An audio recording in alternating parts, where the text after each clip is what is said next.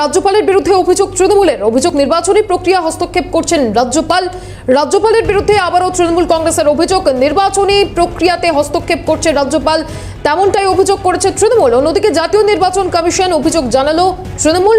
রাজ্যপালের আলিপুরদুয়ার সফর নিয়ে চিঠিতে উল্লেখ, অবিলম্বে পদক্ষেপ গ্রহণ করার দাবি শাসক দলের। নির্বাচন কমিশনের কাছে ইতিমধ্যেই চিঠি দিয়েছে শাসক দল তৃণমূল। রাজ্যপালের বিরুদ্ধে একাধিক অভিযোগ রয়েছে তৃণমূলের এবং সেই অভিযোগের ভিত্তিতে ইতিমধ্যেই নির্বাচন কমিশনের কাছে চিঠি দেওয়া হচ্ছে। জাতীয় নির্বাচন কমিশনে অভিযোগ তৃণমূলের, রাজ্যপালের বিরুদ্ধে অভিযোগ, সেই অভিযোগের ভিত্তিতেই চিঠি দেওয়া হচ্ছে। আরো বিস্তারিত জানবো, খালেদ রয়েছে আমাদের সঙ্গে। খালেদ, রাজ্যপালের বিরুদ্ধে শাসক দলের অভিযোগ, ঠিক কোন কোন বিষয়ে অভিযোগ এবং চিঠিতে ঠিক কোন কোন বিষয়ে উল্লেখ রয়েছে?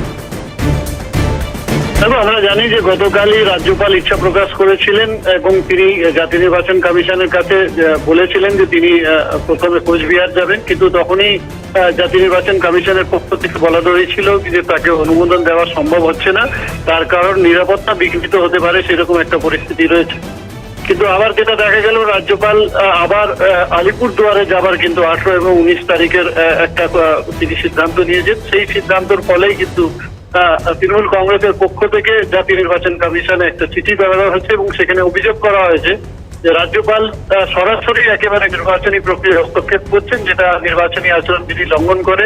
শুধু তাই নয়, তিনি যে অভিযোগটা করেছেন তৃণমূলের পক্ষ থেকে যে তিনি ওইখানে গেলে সেখানে বিজেপি নেতাদের সঙ্গে বৈঠক করতে পারেন, এরকম একটা সম্ভাবনা রয়েছে। সেখানে কোথায় না কোথায় নির্বাচনী প্রক্রিয়ার উপরে প্রভাব ফেলবে এবং সেখানে কিন্তু যারা সাধারণ ভোটার রয়েছেন তারা প্রভাবিত হতে পারে, এরকম একটা আশঙ্কা করেই কিন্তু জাতীয় নির্বাচন কমিশনে নালিশ জানিয়েছে তৃণমূল কংগ্রেস। খালিদ, নির্বাচন কমিশনের তরফ থেকে কি কোনো রিপ্লাই এসছে এই বিষয়ে? দেখো, চিঠিটা প্রাপ্তির কিন্তু কথা বলা হয়েছে, কিন্তু যেহেতু এই বিষয়ে সরাসরি জাতীয় নির্বাচন কমিশনের হস্তক্ষেপেই কোনো সিদ্ধান্ত হয়, সে কারণে মুখ্য নির্বাচনী আধিকারিক দপ্তর থেকে এই যে নালিশ, সেই নালিশটা কিন্তু ইতিমধ্যে জাতীয় নির্বাচন কমিশনের কাছে পাঠিয়ে দিয়েছে মুখ্য নির্বাচনী আধিকারিক দপ্তর। বেশ, ধন্যবাদ খালিদ।